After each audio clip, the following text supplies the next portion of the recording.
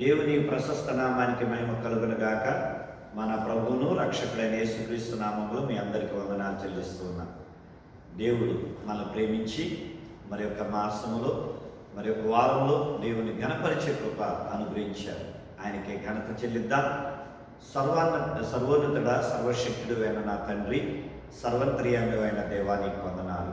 నీవు మా దేవుడుగా, మా ప్రభువుగా, మా రక్షకుడు విమోచకుడుగా ఉన్నావు.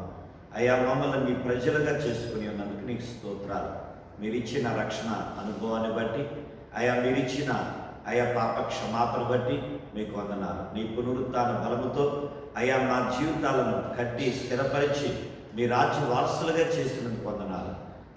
ఇదిగో మేము పాపముతో ఉండగా మమ్మల్ని ప్రేమించినందుకు, మా కొరకే సిలువ పైన నీ విలువైన ప్రాణం నర్పించి మమ్మల్ని నీ రక్తంతో కొన్నందుకు నీ స్తోత్రాలు.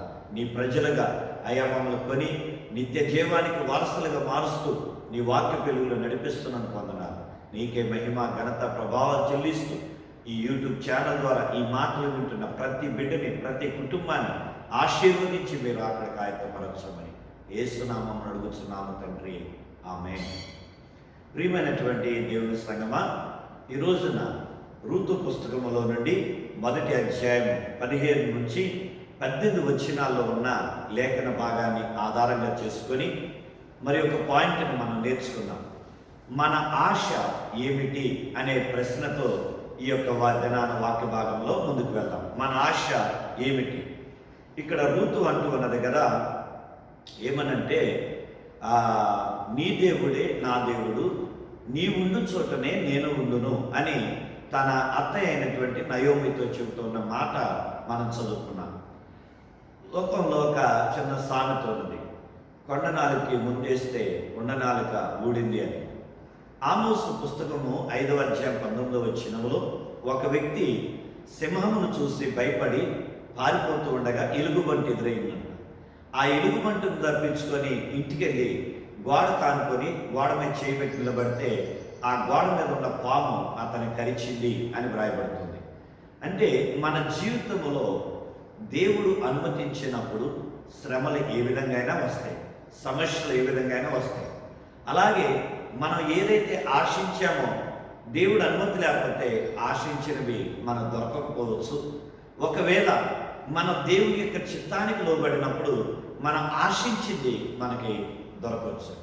ఇక్కడ రూతు యొక్క ఆశ, ఆమె ఆశ ఏమిటి దాన్ని చూసే ముందు భక్తుడైనటువంటి దావీదు అంటాడు 63వ కీర్తన 2వ వచనములో, నీ బలమును నీ ప్రభావము చూడవలెనని నీ పరిశుద్ధ ఆలయములో ఆశతో కనిపెట్టి ఉన్నాను అని అంటూ ఉన్నాడు. దేవుని యొక్క బలము వినే, దేవుని యొక్క ప్రభావం కొరకు దావీదు ఆశపడుతూ ఉన్నాడు. అంటే ప్రభావం ఎలాంటిదో మనకు తెలుసు.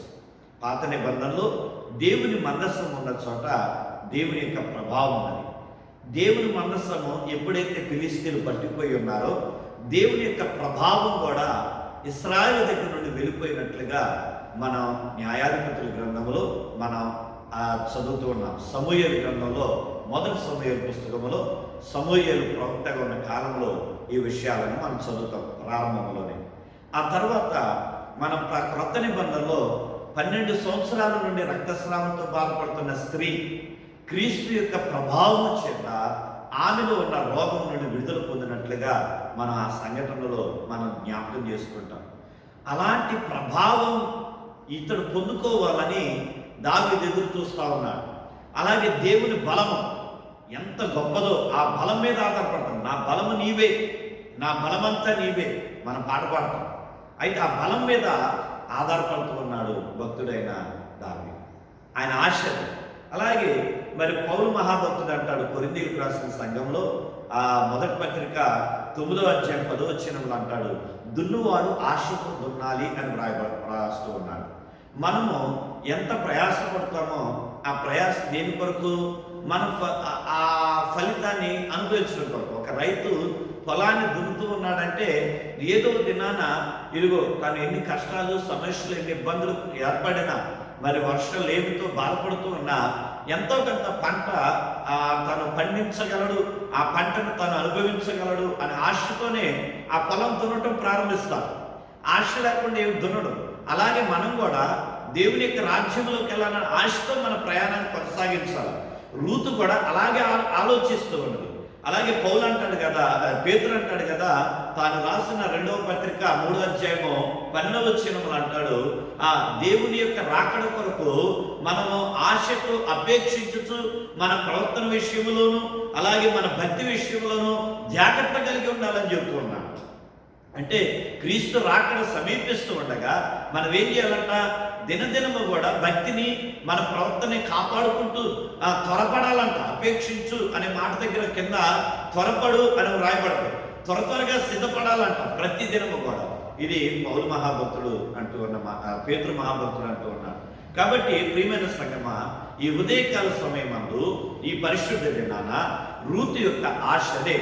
దావీదు ఎలాగైతే ఆశపడుతూ ఉన్నాడో ఈ యొక్క రూతు కూడా అదే దేవుని యొక్క ప్రభావం చూడాలని, ఆ దేవునితో ఉండాలని తను ఆశపడుతుంది. అందుకని నయోమితో అంటుంది, ఓ నయోమి అయిన నా అత్త, ఇదిగో నా తోటికోడలైన వార్త లోకంలోకి వెళ్ళిపోయింది, కానీ నాకు ఆ లోకం వద్దు, ఆ లోకంలోనే నాకు వద్దు. ఇదిగో నువ్వు ఏ దేవుని కలిగి ఉన్నావో ఆ దేవుడు నాకు కావాలి. నువ్వు ఏ దేవుని యొక్క సన్నిధిలో ఉండాలనుకున్నావో ఆ దేవుని యొక్క సన్నిధిలో నేను ఉండాలి అని దేవుని కొరకు, దేవుడు నివాసము కలిగిన ఆ స్థలము కొరకే ఆమె సిద్ధపడి తన ప్రయాణాన్ని కొనసాగించింది. అందుకని వారు కూడి ఆ బెత్లెహేము వరకు ప్రయాణాన్ని కొనసాగించారు అని వ్రాయబడింది.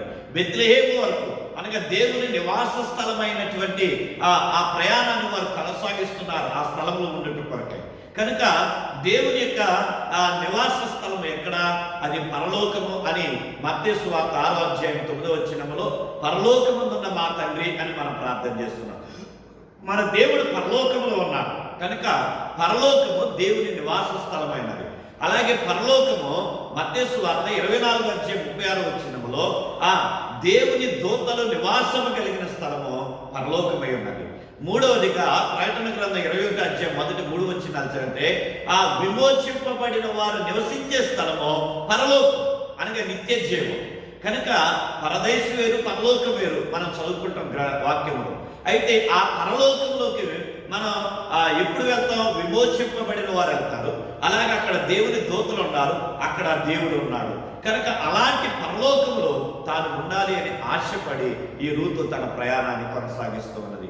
అలాంటి ఆ యొక్క రూతు ఆశను చూస్తున్న సహోదరి సహోదరుడా, మరి మన ఆశ ఏంటి?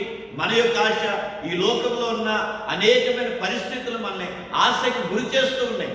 అటు ఆశతో మనకి ఉద్యోగం సరిగా లేదని, ప్రమోషన్ రాలేదని, లేదా వివాహం జరగలేదని, లేదా పిల్లలు కలగలేదని, లేదా మార్కులు సరిగా రాలేదని, ఇలాగా వీటి మీద ఆశపడి అవి సరిగా మన జీవితంలో జరగకపోతే మనం ఈ లోకంలో నిరాశ చెందుతూ ఉన్నాం. అలాగే దురాశ, నాకు అది కావాలి, ఇది కావాలి, మంచి వాహనం కావాలి, మంచి ఇది కావాలి, అలా దురాశ పడుతూ ఉన్నాం. ఉన్నదానితో సంతృప్తి లేకుండా నిరాశకు గురవుతున్నా, దురాశకు గురవుతున్నా, మన జీవితాలను పతనం చేసుకుంటున్నాం, ఆ దుఃఖానికి గురి చేసుకుంటున్నాం మన జీవితాలను, మన హృదయాలను. అయితే రూతు ఏం చేస్తుందంటే, ఇదిగో భర్తను కోల్పోయింది, అలాగే ఇదిగో తన తల్లిదండ్రుల దగ్గరికి వెళ్ళి హ్యాపీగా ఉండొచ్చు, అయినా కూడా తన జీవితంలో మళ్ళా తన జీవితం చిగురింపబడతానే ఆశ తనకు లేదు. అయినప్పటికీ కూడా ఆమె ఏం చేస్తుంది? తన తల్లిదండ్రులు వద్దనుకుంది, తన ప్రజల వద్దనుకుంది, తనున్న దేశం వద్దనుకుంది. ఇదిగో నయోమి కలిగిన దేవుడు నాకు కావాలి అని ఆ దేవుని వెంబడించడానికి తీర్మానం చేసుకుంది. అందుకనే ఆమెకి సంపూర్ణమైన బహుమానాన్ని ఆమె పొందుకోగలిగింది. క్రీస్తు యొక్క వంశావళిలో ఆమె పేరు లిఖించబడగలిగింది. ఈ ఉదయకాల సమయంలో దేవుని యొక్క రాజ్యంలో నువ్వు ఉంటావా?